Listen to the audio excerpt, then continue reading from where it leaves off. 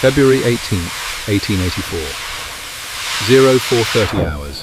Sierra Nevada Mountains, California. Engineer Leslie Brothers stands in the cab of a machine that shouldn't exist. Outside, snow falls at 3 inches per hour. The drift ahead measures 14 feet deep, packed solid by 3 days of relentless storm. Behind him, 17 passenger cars sit motionless, carrying 220 people who've been stranded for 68 hours. Supplies ran out yesterday. The third child died 2 hours ago. Brothers pulls the throttle. The machine lurches forward. What happens in the next 12 minutes will determine whether American railroads can survive winter, whether the transcontinental dream lives or dies in the snow. The machine is called a rotary snowplow. It weighs 43 tons. At its front, a circular blade 10 feet in diameter spins at 60 revolutions per minute, powered by its own dedicated steam engine, generating 350 horsepower. The blade isn't smooth. It's serrated with cast iron teeth, each one 8 inches long, designed to bite into snow that's been compressed to the density of soft granite.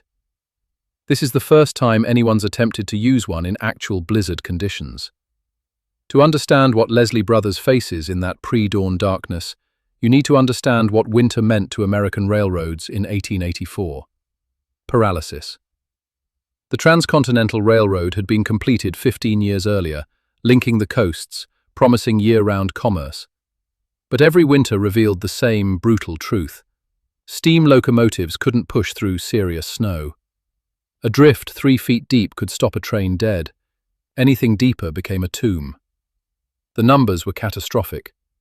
During the winter of 1881 to 82, the Central Pacific Railroad lost $2.3 million to weather-related shutdowns. 117 locomotives sat frozen in snowdrifts across Nevada and California. 42 people died waiting for rescue trains that couldn't reach them. The railroad companies tried everything. Standard wedge plows, essentially steel triangles mounted to locomotive fronts, worked in light accumulation. But in deep snow, they created a bow wave that lifted the locomotive itself off the tracks. In January 1883, a Union Pacific train attempting to force through a 6-foot drift near Laramie derailed, killing 11. They tried multiple locomotives in tandem. The combined weight sometimes worked, but often just meant multiple engines stuck instead of one. They tried gangs of Chinese laborers with shovels, 300 men working in shifts. In heavy snow, they cleared approximately 60 feet per day. A single storm could dump drifts across 10 miles of track. The math was simple and terrible. Winter storms moved faster than human beings could shovel. By 1883, insurance companies began refusing to cover winter rail travel above 6,000 feet elevation. Investors started questioning whether year-round transcontinental service was even possible. The railroad boom was facing its first existential crisis. Then, a Canadian dentist had an idea. Dr. J.W. Elliott of Toronto wasn't a railroad man. He'd never operated a locomotive. But he'd spent childhood winters watching his father's flour mill, observing how the rotating stones didn't just crush grain, they threw it outward with centrifugal force. What if you could do that with snow? His 1869 patent described a compound revolving snow shovel. The concept was elegant. Instead of pushing snow aside like wedge plows, cut into it with rotating blades, then use centrifugal force to throw the snow clear of the tracks. The machine would be self-powered, with its own dedicated steam engine driving the rotary mechanism, mounted ahead of a standard locomotive that provided forward motion. Railroad executives thought he was insane. The engineering challenges seemed insurmountable. How do you create a blade assembly strong enough to cut frozen snow, but light enough to spin at useful speeds? How do you transmit power from a steam engine to a 10-foot rotating wheel without the mechanism tearing itself apart? How do you prevent the entire machine from vibrating off the tracks? And most critically, even if you built it, would it actually work? Or would it just be a 40-ton paperweight? For 14 years, Elliott's patent gathered dust. Then the winter of 1883 happened, the worst in recorded Western history. Drifts reached 30 feet deep in the Sierra Nevada. The Central Pacific Railroad shut down completely for 47 consecutive days. Total losses exceeded $4 million. The railroad's chief engineer, a man named Arthur White, was desperate enough to try anything. He authorized construction of 3 experimental rotary plows, based on Elliott's design, but with critical modifications. Larger blades, heavier gearing, a reinforced frame that could withstand the tremendous torque. Total cost? $6,200 per unit, more than 3 standard locomotives combined. The first prototype was completed on February 12, 1884. It had never been tested under actual blizzard conditions. White didn't have time for testing. Another storm was coming, and 200 people were trapped on the far side of the mountains. He sent Leslie Brothers to find out if the machine could do what it was built for. The drift extends ahead like a white wall. In the darkness, Brothers can't see where it ends. The locomotive pushing from behind, a massive 460 configuration, opens its throttle. The rotary plow begins to move, 2 miles per hour. The blade engages. The sound is unlike anything Brothers has heard before. Not the clean whistle of wind through pine trees, not the rhythmic chuff of pistons.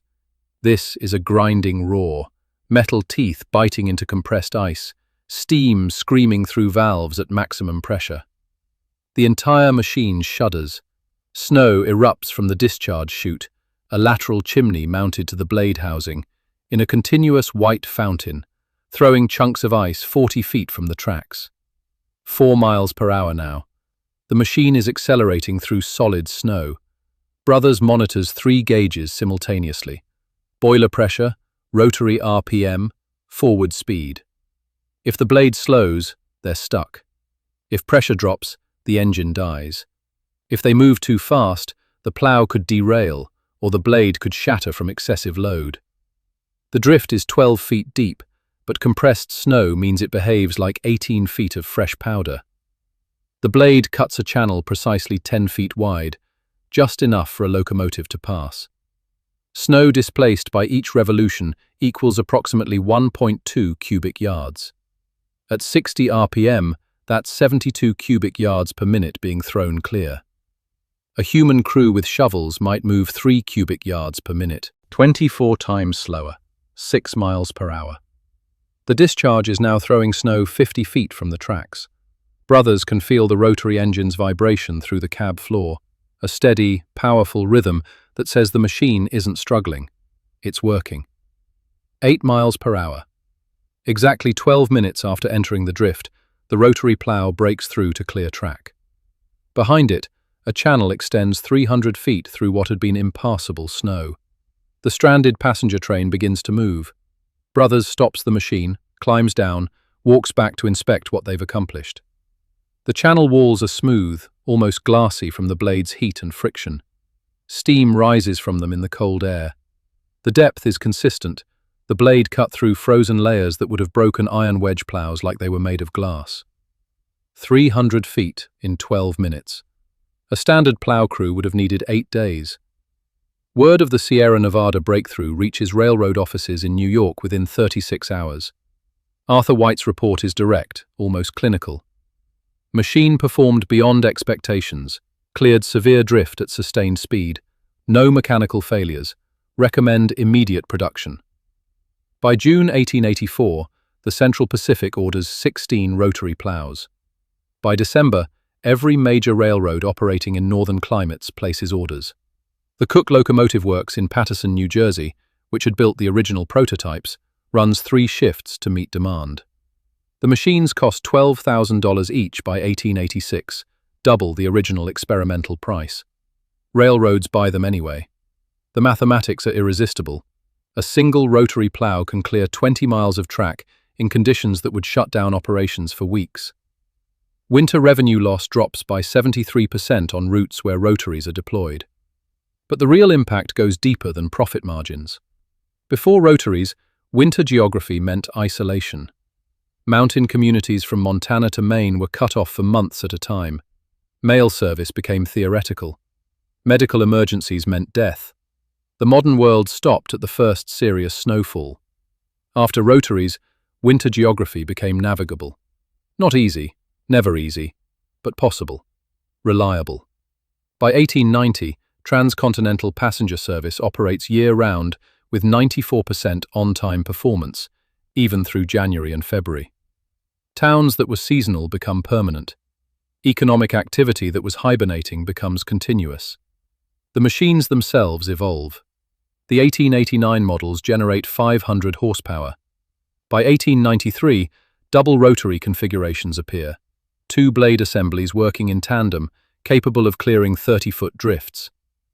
The rotary snow excavator becomes standard equipment, as essential to mountain railroads as the locomotives themselves.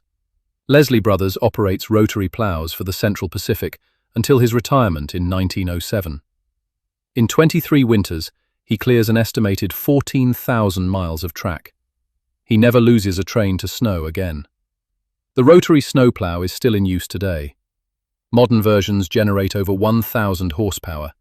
They're diesel-powered now, hydraulically driven, equipped with GPS and satellite communication.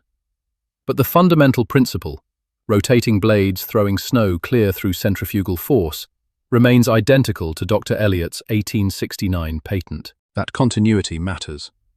In an age of constant technological obsolescence, the rotary plow represents something rare, a solution so elegantly matched to its problem that a century and a half of engineering advancement can't fundamentally improve it. But the real legacy isn't mechanical, it's about how we think about winter itself.